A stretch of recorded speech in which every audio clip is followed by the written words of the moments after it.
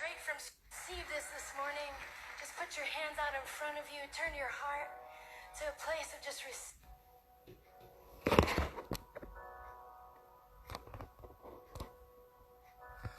Lord bless you and keep you.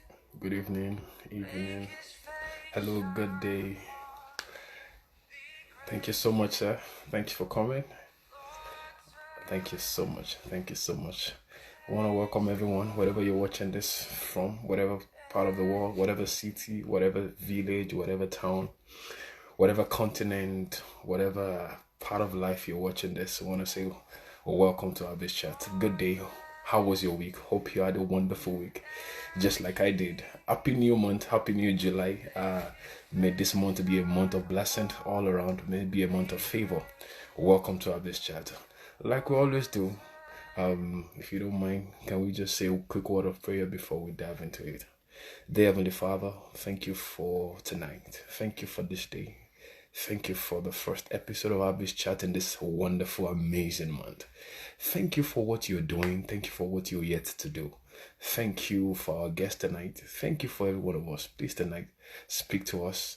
Let our lives be inspired and truly transformed from what we're going to hear tonight. May everyone that will listen now and later be blessed to the glory of your name. Amen. Amen.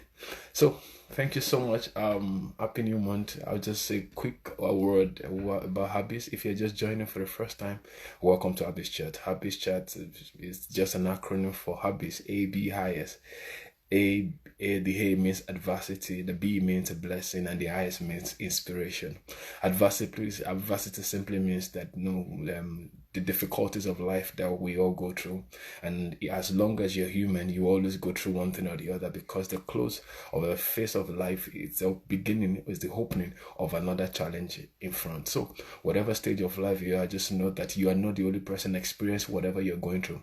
And I want to assure you that no matter what you're going through, it's surely going to end someday. It's going to be a blessing, and that's the B part of it. Every adversity, every challenge, every life difficulty always ends in a blessing. As long as you can hold on and hang on and keep pushing through your faith and keep believing that, yes, that even though today may look dark, but tomorrow is going to be bright, then you're going to come out on the other side. So every adversity always leads to a blessing. That's the B part of it. And in between it are lessons of life which serve as an inspiration, not only for us, but for other people around us. And that's what ABIS is all about. We bring our guests and they share with us life experiences that they've been through and how it has helped them and how they got through it. Just with the mindset, with the view of inspiring us that we too can also conquer. If they can come out of whatever they went through, then you can also come out of it stronger, better, more fulfilled, and more energized to face future life challenges. So tonight we're going to continue. We started at a wonderful episode last week, and I must tell you, our guest was amazing. I enjoyed it. I listened to it again. I was like, wow, this is it, and it will be coming up, and we'll just continue from where we stopped. And please, with a warm welcome, join me as I bring up Dr. Gbenga Owojori.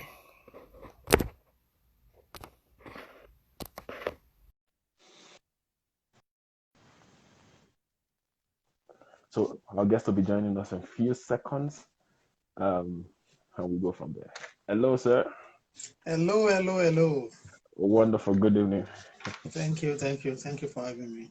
Wonderful. Good to see you. Thank you for being a part of ABIS Chat once again. It's my pleasure. Wonderful. How was your week, sir? Well, my week was good. Yeah. Great.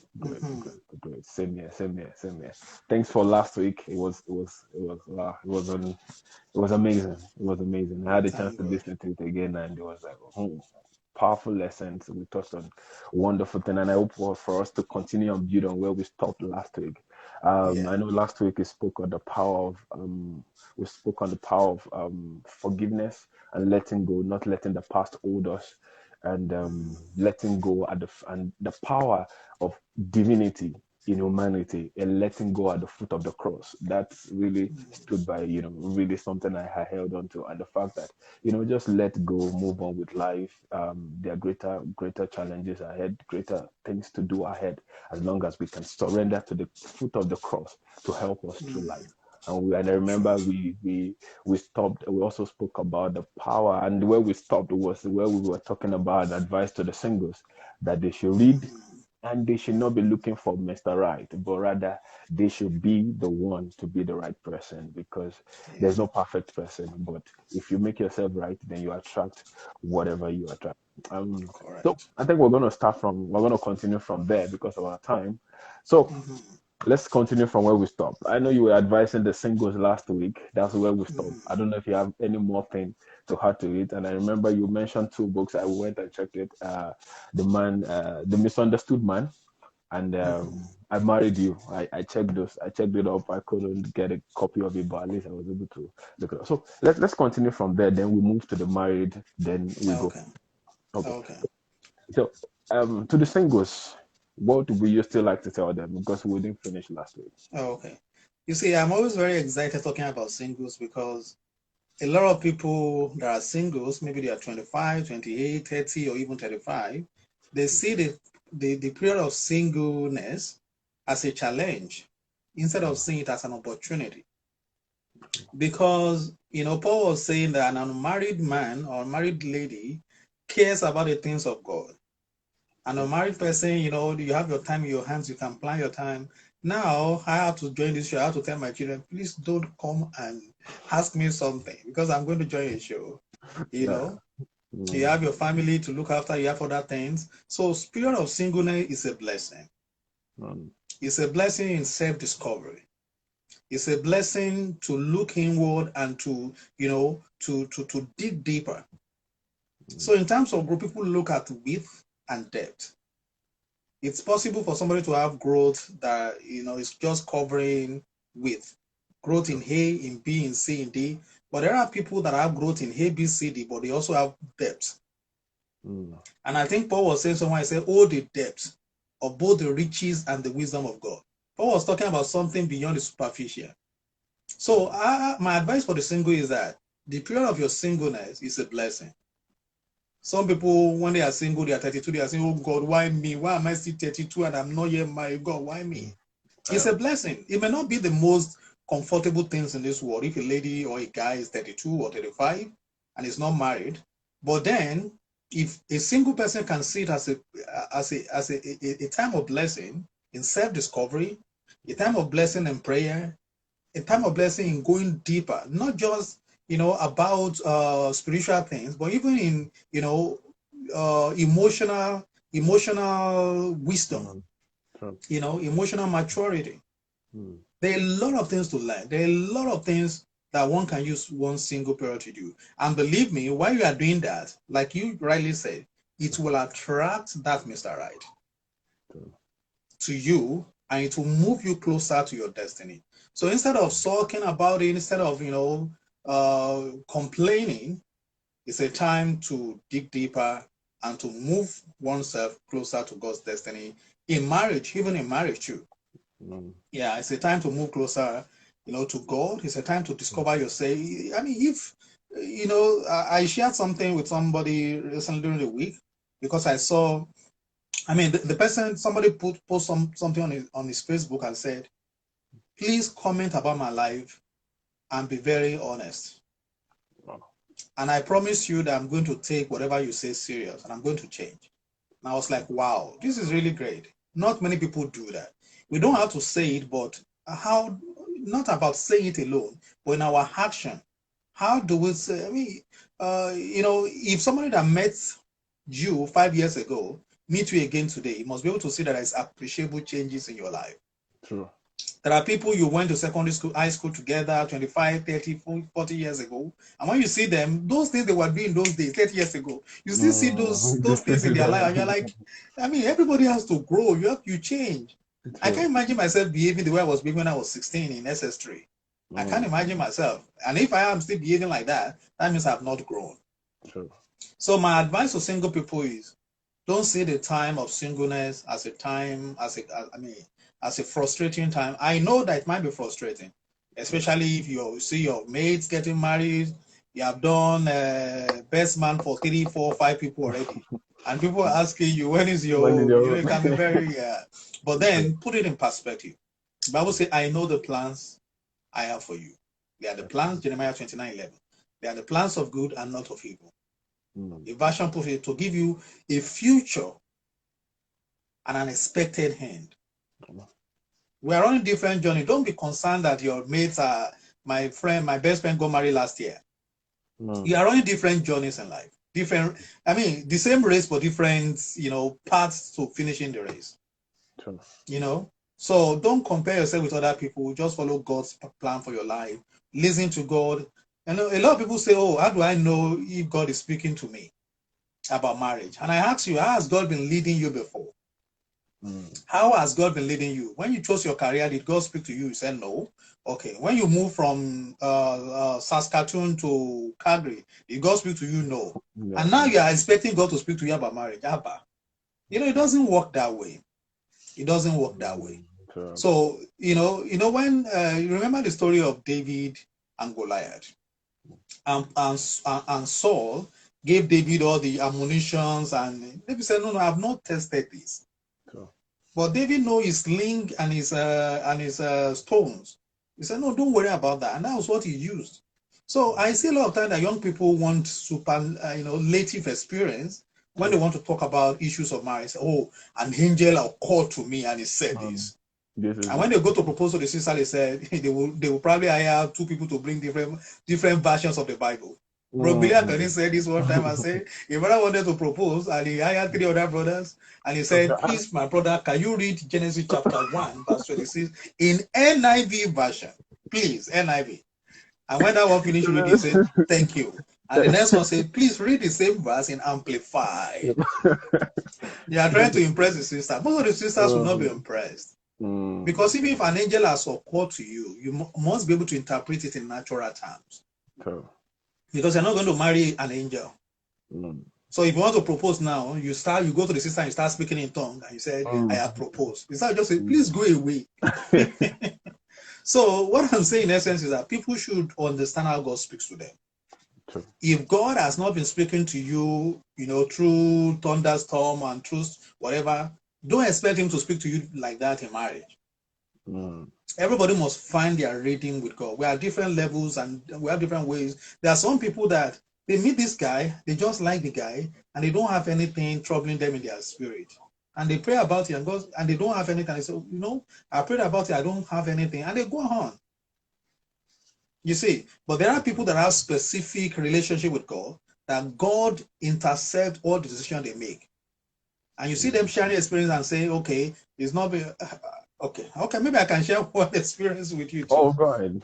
Yeah. You see, I was during college days, of course, in college, you see a lot of people, especially if you are in the fellowship cycle, people get engaged and, you see them in the fellowship and you're like, let me also start praying about marriage or, And for me, I just felt, well, there was a sister in the fellowship. Then I felt, okay, we are close and everything just looked all right. Everything just looked, it's reasonable. You know what I mean? Like, loves God. We're in the same subgroup together and all of those things. Everything just looked okay. So in my mind, I just felt, well, I think that's it. But the day I was going to propose to this sister, that day I knelt down in my room in a sports center in OAU. And the first thing I saw a trance. And in that trance, I saw myself and the sister got married. And in that trance, I saw that 10 years passed. And after 10 years, we had 2 children, and I was in prison and she was crying. I was just like, that was specific instruction. When God gives us instructions, don't let us explain it away. I was not looking out for such a superlative. I was not looking out for that. In fact, for me, then I thought that was a done deal. I thought, everything just look all right. What else would will anybody else to say about this? But when we understand our life as a Christian, it's based on the foundation of our homes, of our relationships, of everything we do must be based on God. Then we understand that we have to follow God's leading whichever way God leads us. Like I said before, It doesn't have to be about superlative experiences. It might just be Bible in I think Isaiah 1st or 2nd Samuel 28 says when the Bible says that and Saul prayed, and the Lord answered him not by dream, by the prophet, or by Urim. I always say that as a focal point for people trying to find out how does God speak to me. So by dream is by vision, revelation, trance, whatever you have. Yeah. By prophet, God can use word of knowledge, word of prophecy, word of wisdom, whatever to reveal that. But when that comes, it has to be confirmed. Don't rely on the prophet said this. No. You have to, if a prophet said it and it doesn't agree with your spirit, then you should not go ahead until you have inner peace about it. Some people marry that brother or sister because a prophet, they don't even know the source of the of the information. Sure. No, you can't gamble with your life. If God speaks to that prophet, God can speak to you and to confirm it too. And the last one is said by Urim. Urim is what the priests used to wear that in those days. I won't go into that because of time, but to simplify it means inner witness. You want to do something, but there's an inner witness telling you that this is a wrong decision. You cannot explain it. And that is why as a Christian person, we are tripartite being, spirit, soul, and body. Sure. Our body relates in the present alone. Our soul relates in the past and the present. But our spirit relates in the past, present, and the future. And that is the place that God visits. That's the way that God interacts with. You see, if a believer has developed his spirit, you can sense things in the spirit. Look at Paul in Acts chapter 20, I believe 20 something. They were going on a voyage, and Paul said, I perceive, he said, sirs, I perceive that this voyage is going to be into trouble. We are astrologers, we are geographers. What are you saying? Who are you? But Paul didn't say, I perceive by geography. He said, I perceive that he had worked with God to a level that he can see things in the spirit. And that's why somebody's in a relationship, you see, if you have godly parents, parents will just say, Shegun, I perceive that something is not right about the relationship. Mommy, what did you say? I can't tell, but I can perceive that something is not right about this relationship. Thank God for godly parents.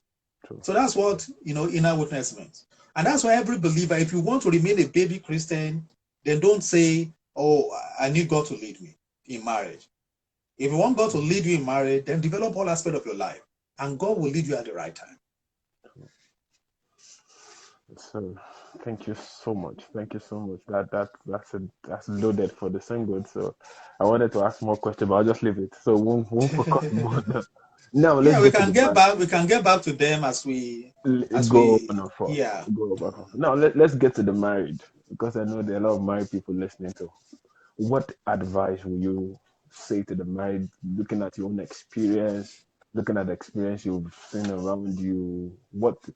There's a message. What message do you have for them out there? Okay, I will start by saying our world has tried to demystify marriage.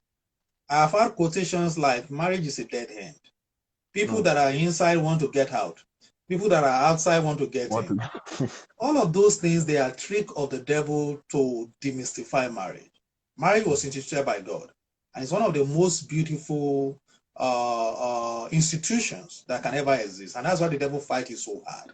So the first thing I want to say is that if you are married, congratulations. And if you have remained married, it doesn't matter what's going on in your marriage right now, I still say congratulations.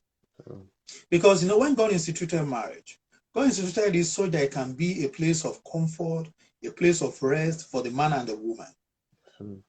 And, there's been a lot of attack on marriages. There's been a lot of attack on, because, even look at, we have brothers and sisters that we grow up. Do we always agree? We don't. No.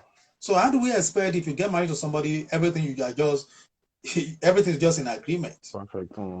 But then God expects the marriage as an institution to move forward by mutual understanding. And I would say there are, three foundations of marriage, probably more, but three major ones. The first one I would say is respect. Sure. The second one is love. And the third one is trust. Those three foundations are very crucial. There may be more, but I just single out those three. So if people get married, it's probably because they love each other. If you don't love, there's no point getting married. I've seen people that say, oh, but something happened, I didn't really love him. But let's leave that aside for now. But most marriages, people get into it because they feel, I love this person, I can take you to the altar, and then we can get married. So that happens. Now, when people get married and they have love, is love enough to sustain the marriage? No. No. If it is enough, when the man and the woman, most time they are sincere, I love you, they exchange vows. They really love each other. And that's why you see in first year, second year of marriage, third year of marriage, things are going great. But in the fourth year of marriage, the love cannot sustain them anymore because there is more to marriage than love. But love is one of the central bases. If you do not love the person, you shouldn't. Even if an angel appear to you and you don't like the person at first, believe me, with time before you get married, you must get into the place in which you say, I really love this person. So love is very, and there's a quotation, it says, without respect, love is lost. Without love, love is boring. And without trust, love is unstable. I can repeat that again. Without respect, love is lost. Okay. Without love, love is boring. And without trust, love is unstable. So you see instability in marriages usually occur because trust is affected. Marriages become boring because love is lost somewhere. Love is lost in marriage because respect is gone. So, I mean, like I said, there are probably more, but we can focus on this three. So, by respect, what do we mean? For every relationship we have, whether vertical or horizontal, by vertical relationship, I mean relationship with somebody is above you. Maybe a spiritual mentor or a godfather or your boss at work. Those are vertical relationships. In every relationship in this world, respect is always a basis for which there is good relationship. For a lecturer to a teacher, lecturer to a student, there has to be respect. The student should respect the lecturer because they're lecturer, but the lecturer should also respect the student. And that is why when you see a lecturer in the class saying, it is happened a lot in, I'm sorry to say, but it does, in Nigerian system, where you see a lecturer talking down on students, and say, the best among you will probably score a C. You have shown no respect to those students. So in every relationship, whether superior to inferior or whatever, respect is very critical. And a lot of time in marriage, we don't look at this too. The man is the head of the home, but the man must show respect to the wife. The wife is the second lieutenant in the home. The wife must, of course, the Bible commanded that husband love your wife, but wives respect your husband. Because probably the Bible says that it might be much more challenging for men to show love. And it might be more challenging for women to show respect. So it's not to say that women should not love their husband, right? Because the Bible knows that women most naturally will love their husband. But most naturally may not if they don't understand this so perfectly. So this that Bible verse I just quoted now also support these three, foundational issues in marriage: respect and love. But I'm emphasizing the fact that it's not only the man that should love. Of course, the wife has to love too, and it's not only the woman that should respect. The man has to respect. If a woman is talking, and the husband says, "Shut up," it shows that the man probably does not respect the woman. And so communication, which is a very big issue. I have a book somewhere here. It's about communication in marriages. Communication is always one of the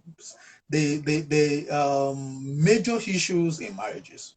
And you see issues of communication has to do with respect, love, and trust. If you can oil respect, oil love, oil trust, communication will be easier. It will be easier.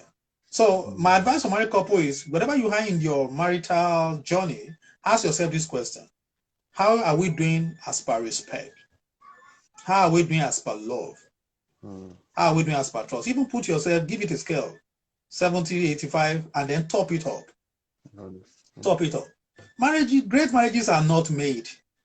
Great marriages are not, it doesn't just fall on people. People work to make it. They are not just ready made. You know, when you get Indomie noodles, you just put it in the microwave, it's done. Marriages are not like that.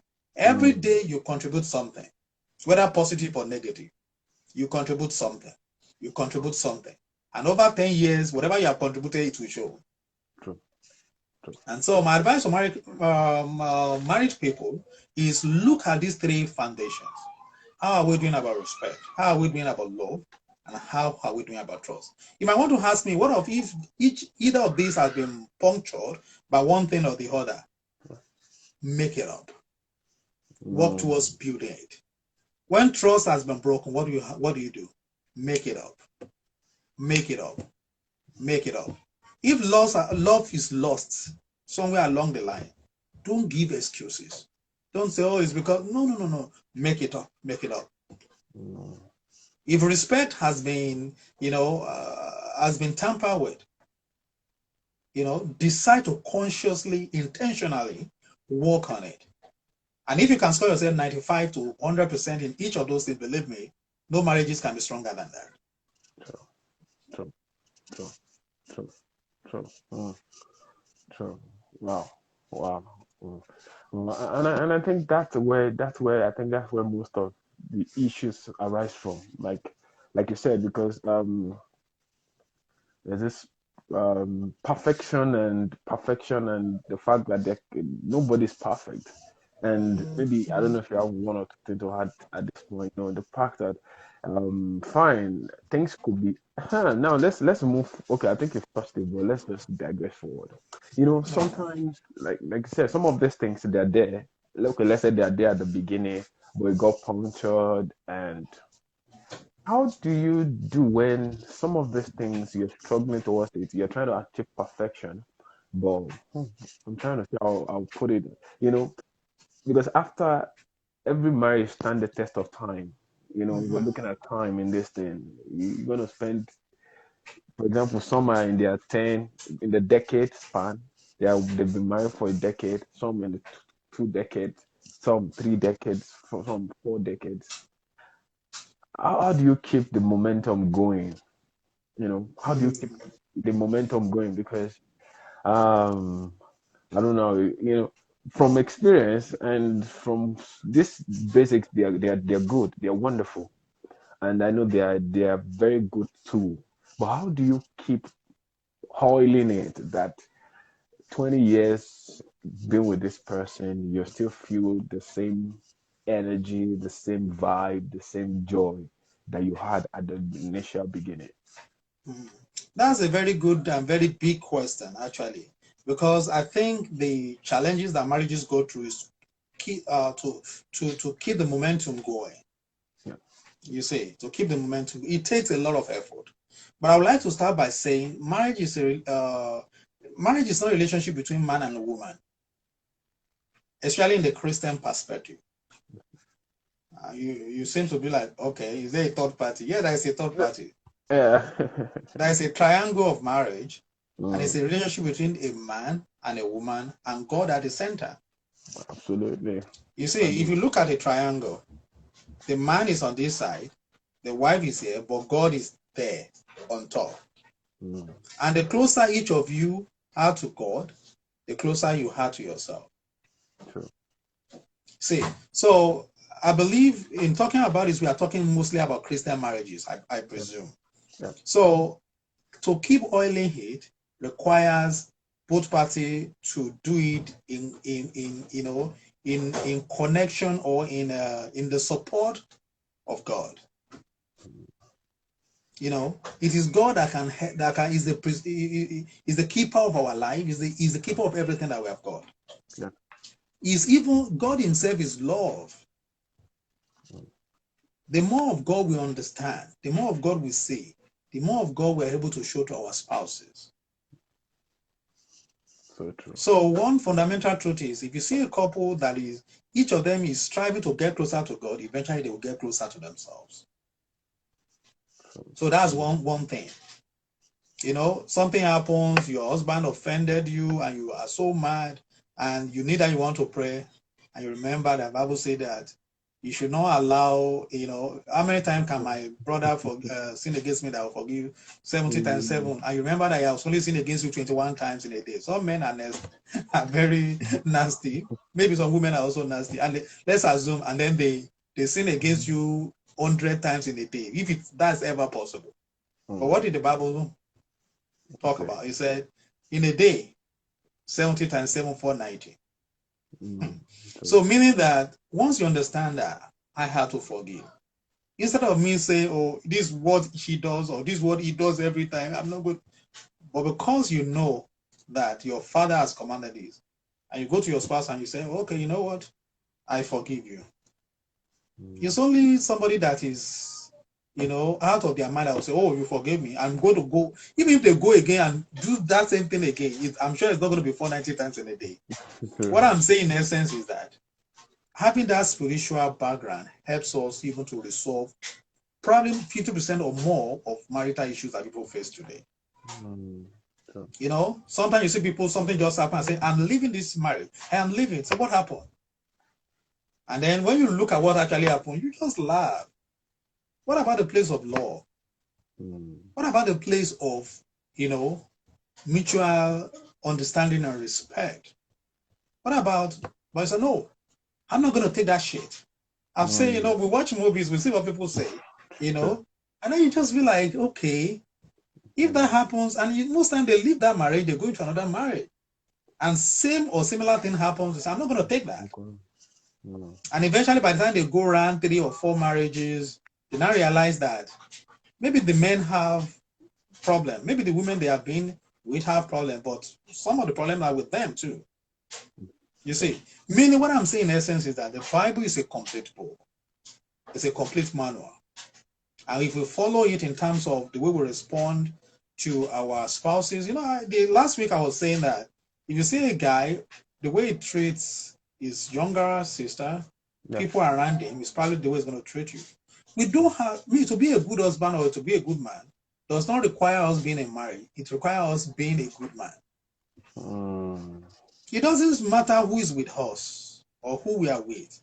If we know the concept of goodness, being good to people, it will spread around. It doesn't matter, it doesn't matter who is on the receiving end.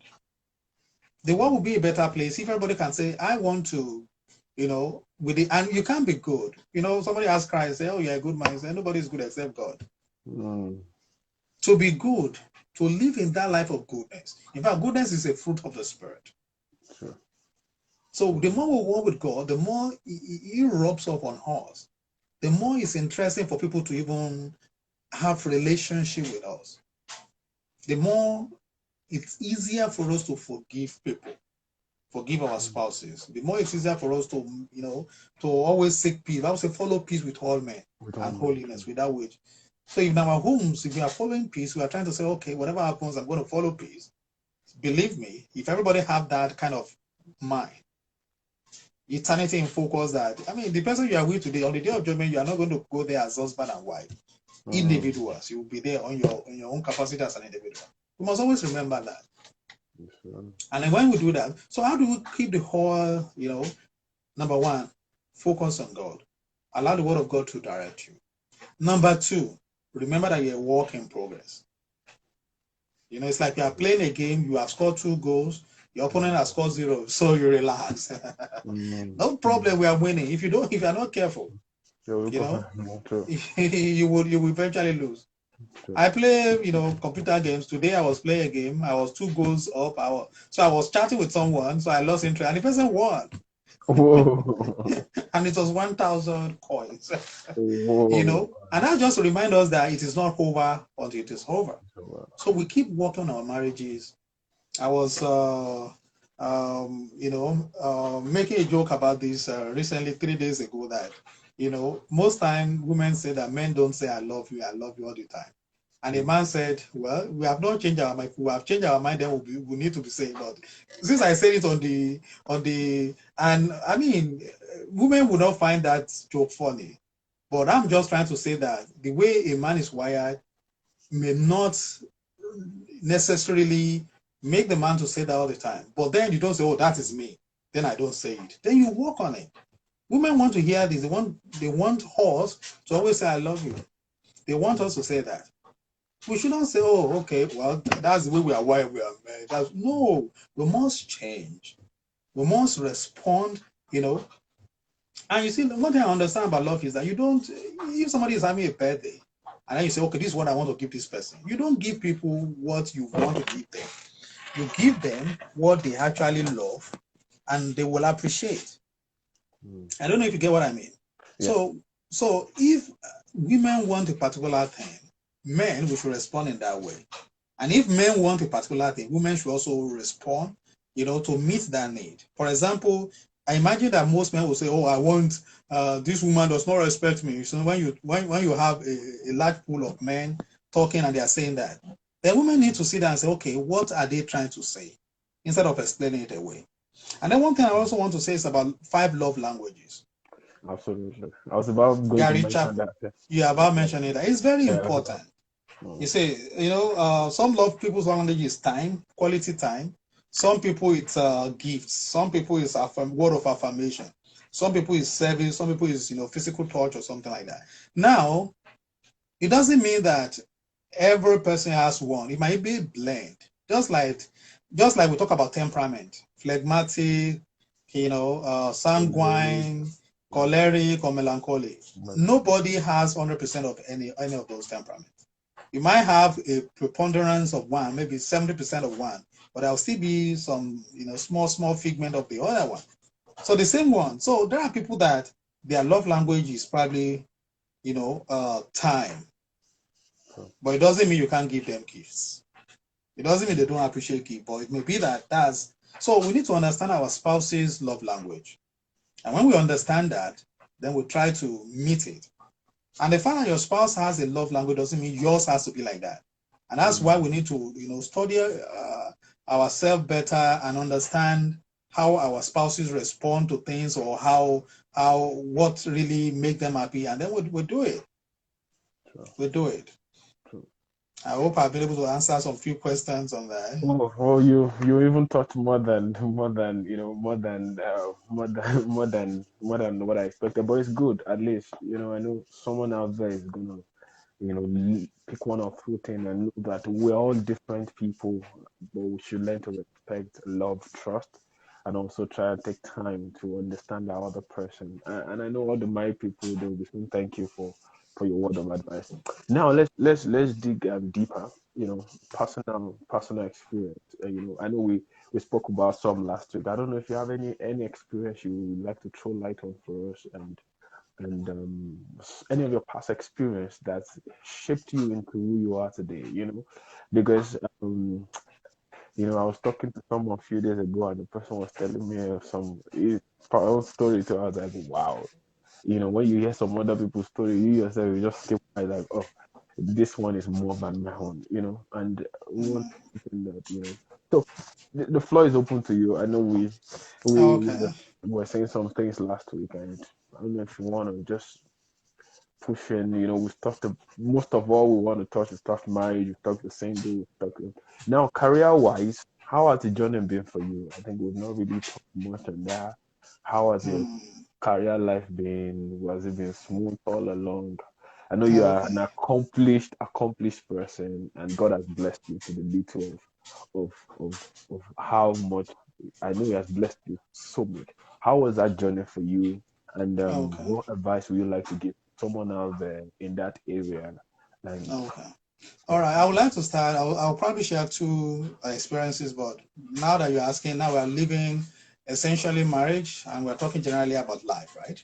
Yeah. No, if there's still more to marriage, we can talk about that. Okay, I'll just talk around all the issues, So you want me to focus on career, marriage, or whatever, but just maybe personal experiences.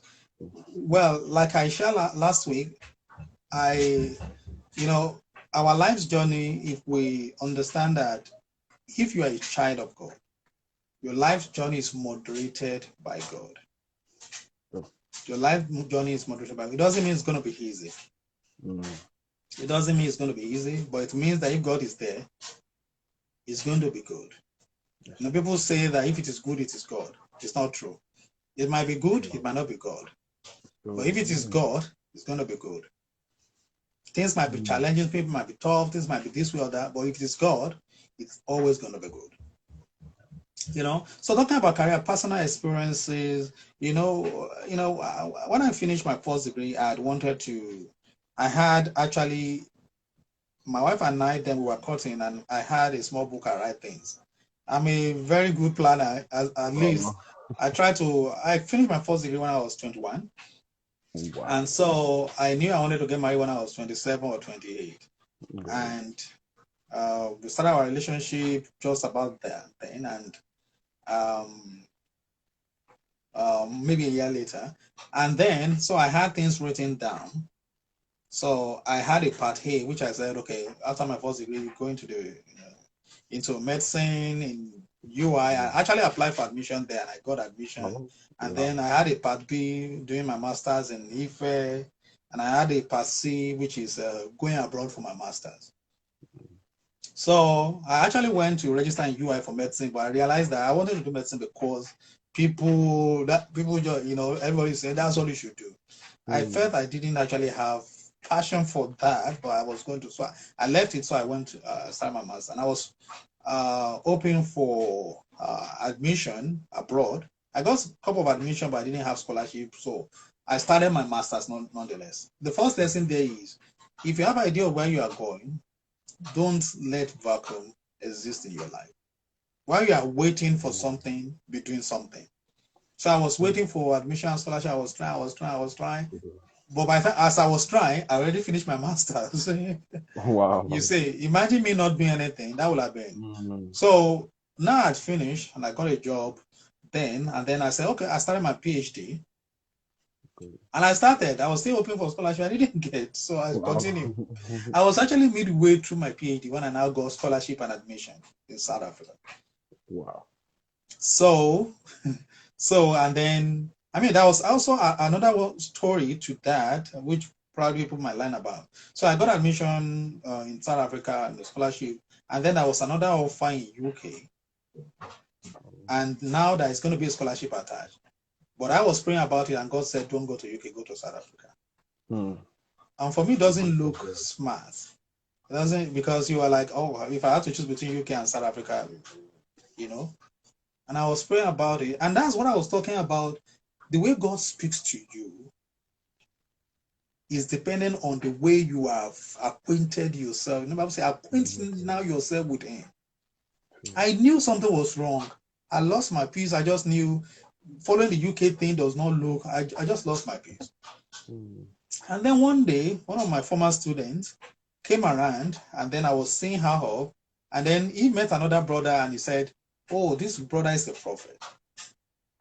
Greet my friend, say prophet. I was like, oh, who does this? Prophet, okay. This guy had never met me before in life. And then he shook my hand and said, sir, can I say something to you? I said, go ahead. He said, there is something that you are thinking about. There are two options before you. One look better than the other. But God is asking you to go for the one you think is not as good as the other one. I know you understand what I mean. God bless you. When I had that, I was supposed to go for the interview for the UK the following week, so I refused to go. Because I have seen the way God relates or deals with me, that if we focus on God, in as much as we are sincere, even if we're about to miss it, God will redirect our path. So I didn't go for that. So eventually I went to South Africa. Psalm 34 said, dwell in the land, and verily thou shalt be fed. If a man stays in the place of his divine location, his divine allocation will be guaranteed. What? If a man stays in the place of his divine location, his divine allocation will be guaranteed. So the scholarship I used when I went to South Africa was actually like half. Well, it was a full scholarship, but you would have to add something to it. But God said, that is the place I wanted you to go. And I tell you, I had peace going there. My PhD was just seamless. Everything was just so seamless. There were challenges, but of course, there is always that joy that comes to us when we know that we are following God. And a lot of believers miss that joy because we are not following what God. Imagine a person. Imagine me going to UK, and then you are there. Even the fly, you are thinking, God, Oh, I know I shouldn't be where I am now. It's not a life to live. You will know. You will know, and you are cutting yourself off. I think it was, I was reading a book. I can't remember who said it. He said, God, you can take anything away, but do not take your presence away from me. Take everything. I think Benny Hinn also said it. You know, if we learn to understand how much God's presence means in our life, we will do everything to hold on to it. You will do everything to hold on to it. You know, when we follow God, there are times that we follow God. If Bible says, if the whole world is against you and you know you are following God, forget it. Just go and sleep. Yeah. But if God is against you, it doesn't matter who is for you. Even if President Trump had to Angela Merkel of Germany, and now our own Justin Trudeau, if they said we are for you, it means nothing if God is against you. So just wrap up on that story. So I go back to South Africa, and you know, once I resume, I have two other scholarships. You know, and you know, as a student, you never thought of buying a car. So you know, things were just so when you look at the joy of following God, it's not even about the thing that we get as a result of following God. It's about the joy of knowing that we are in His will, in the center of His will. And one funny thing happened. So I finished so after 2 years, I started going for conferences in Europe and North America. And then I met the person that was supposed to supervise me in UK in a conference. Wow. And he saw my name, was, oh, Gbenga, you know, and we were chatting. And you know, it just came to my mind that if we follow God, it does not necessarily mean that things will be smooth or anything. But, you know, follow Him would always lead to a path of peace. You know, when the Bible say that pray in Philippians, I say 4:7, and the peace of God that surpasses all understanding. Sometimes we pray about some issues. God may not even be answering your prayer, but will give you peace. True. It may look as if God is not answering in terms of your own expectation. For example, a sister is praying, that brother, that nice brother, good job. He loves God like anything. He must be the one. And you are praying. And God said, he's a nice guy, but it's not meant for you. If that sister is following God, God will bring to her heart a certain peace. Even though he knows that it is not his will for her.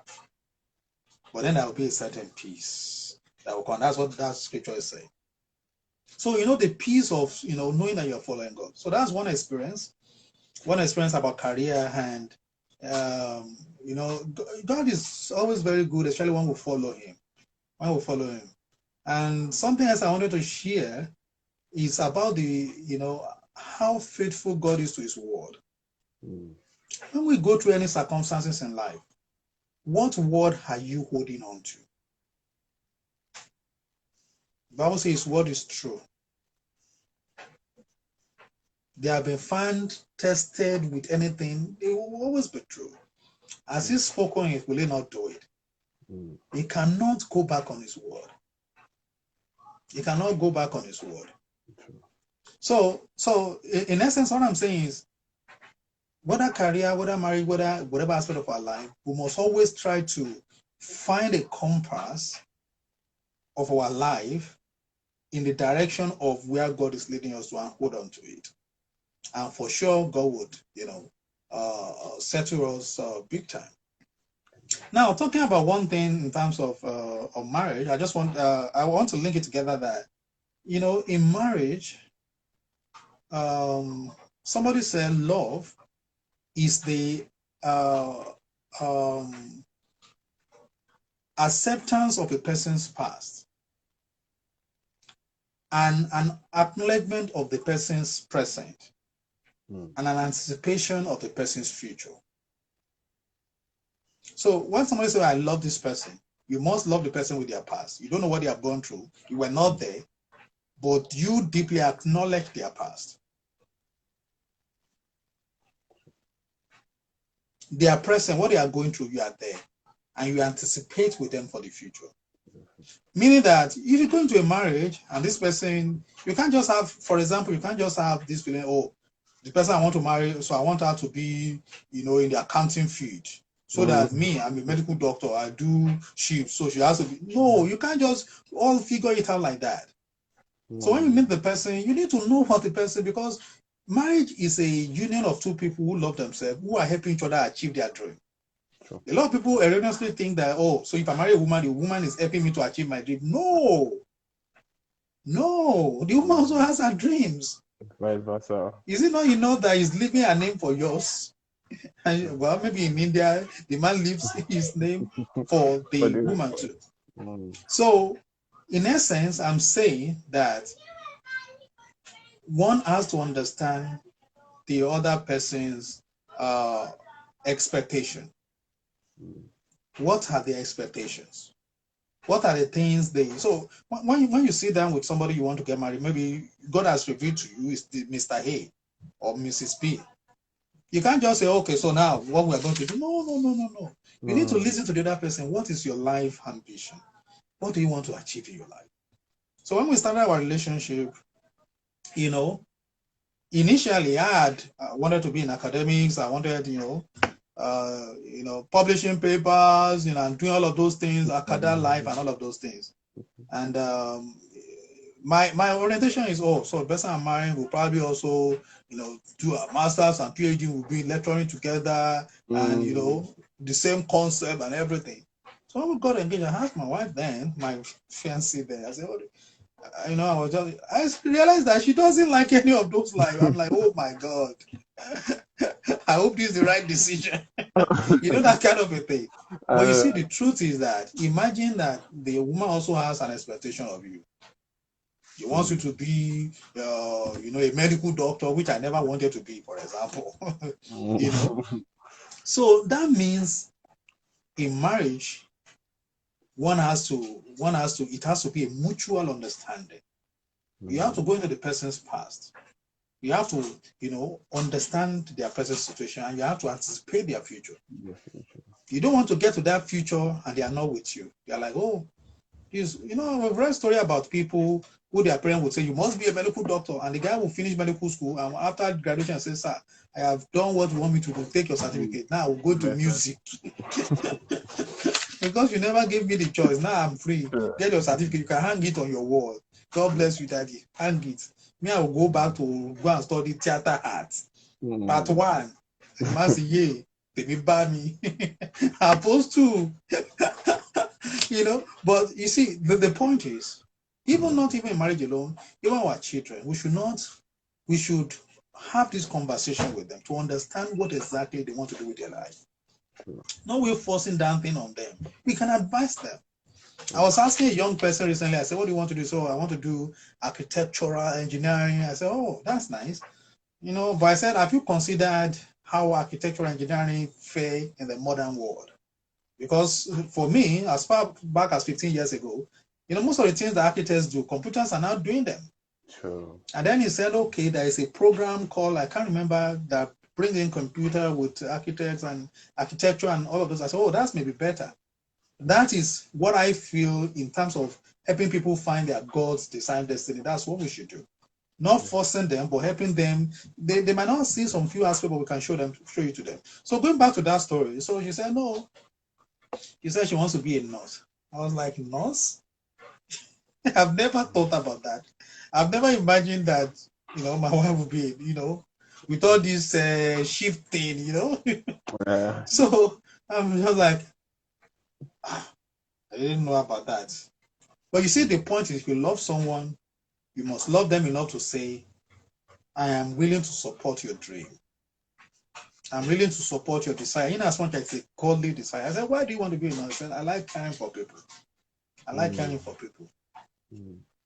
And I the next time I saw her, I went to buy Florence. I went to start studying about who are nurses, what do they do, And I find Florence Nightingale book. So I bought the book, I gave it to her. She was so excited. Oh, wow. So you like it now? I said, well, if you like it, then I do. Great. And the rest is history. She's a practicing nurse in Canada now, and the rest is history. So what I'm saying in essence is that, in marital situations that we are confronted with different choices, we must learn to hear the other person out. So true. We must learn to hear the other person out, because it's not just about you. It's about, you know, the both of you coming to terms and being happy. And if I must tell you, I like that she's a nurse in Canada now. I like it. You know what I mean? So yeah, so a lot of time we are short-sighted. And we are short-sighted, yeah, because we are like looking at, but you see, when we work towards our spouse's happiness, eventually we will be happy. Absolutely true. We will be happy. Absolutely true. Absolutely true. Thank you so much. I know you've talked every aspect, and we like to say very big thank you. Thanks for coming to ABIS chat. I know we've been all around career, marriage, single, you know, personal development. And I know that yes, if one or two persons have heard and learned something. The one thing I noticed that you mentioned all throughout your experience has been the fact and the fact of God, you know, the God factor.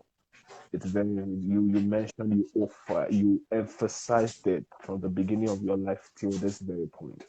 And I know, and that's the power of Jesus Christ, the power of the cross, the power of the cross. And I know as we round up this wonderful episode, I would like to talk to people out there listening to us and just tell them a little bit about Jesus. I don't know, maybe if you can just say one or two things about Jesus, then I had my own part, because we also want to use this platform to bring people to the knowledge of Jesus, to let them know that, this has been this has been the supreme being that has helped us through life challenges. He has helped you through, he's helping us through, and he'll continue to help us. And we would like to introduce that same opportunity to people out there that have not come to the knowledge of Jesus. And we hope that from this platform, they can give their life to Jesus and, be a part of God's kingdom, so that they will also benefit from the benefit that we've all been benefiting from the time we've come to the knowledge of Jesus Christ. So I'll just give maybe about 2 minutes just to, Okay. What I can say about that is that the best thing that can ever happen to any man is to give their life to Christ. We can explain things away. We can say, okay, I've seen people that say, oh, I saw Christians, pastors doing this and that. It doesn't change who God is. It doesn't change who God is. And you see, the question is, what you ask yourself is it? If what the life you are living now is it, and you meet God on that day, and God asks you why you have not given your life to Christ, or why you did not, it's going to be a big problem. But if on that day, for people that are following God now, let's say that people say there is no heaven, there is no hell. If there is no heaven or hell, we have not lost anything. Let's even say if there were no heaven or hell. But if there is heaven and hell, a person that has not given his life to Christ has lost everything. Christ said, I'm the way, I'm the truth, and the life. He said, I didn't say I'm a way. I am the way, the truth, and the life. No one comes to the Father but by me. For anybody that has been, the Bible says, taste and see that the Lord is good. So when we look at our experiences, our life, you see, people are dying, especially at this day, you see the young die, the old die. Life is nothing. The Bible says the life of a man is like a vapor that appears in the morning, and in the afternoon is gone. The only thing that can give a man rest of mind, that will make a man not to be afraid of death, and say, whenever death comes, I know I'm going to be with him, is when a man has found Jesus. If anybody has not found Jesus, there is a God-sized vacuum in the life of every man. You see a lot of rich people that are committing suicide. 75-year-old man, very rich, committed suicide because he was trying to find God. But God is just a prayer away. And we give our life to him and say, today I accept you as my Lord and Savior. Christ will come into you. Because say, no one come unto me that I will I will push away, that I will cast out. He's bidding us come. He's bidding us come. So as I round up, if anybody has not given their life to Christ, try Jesus. It won't be a smooth journey, but I can tell you it's a guaranteed journey. The Holy Spirit is always there to keep us company until that last day when the trumpet shall sound. And as we are talking now, the trumpet can sound anytime. And when it sounds and you are in him, you are guaranteed. Absolutely. And so thank you so much for that. And to everyone listening to us, I would like to introduce Jesus to you. Wonderful. And just, it's the best you can ever have. So please just say this word of prayer to say, Lord Jesus, I accept you as my Lord and Savior. Come into my life today. Take care of everything. I surrender my soul to you this day, now, and forevermore. Amen. So thank you so much for being a part of tonight's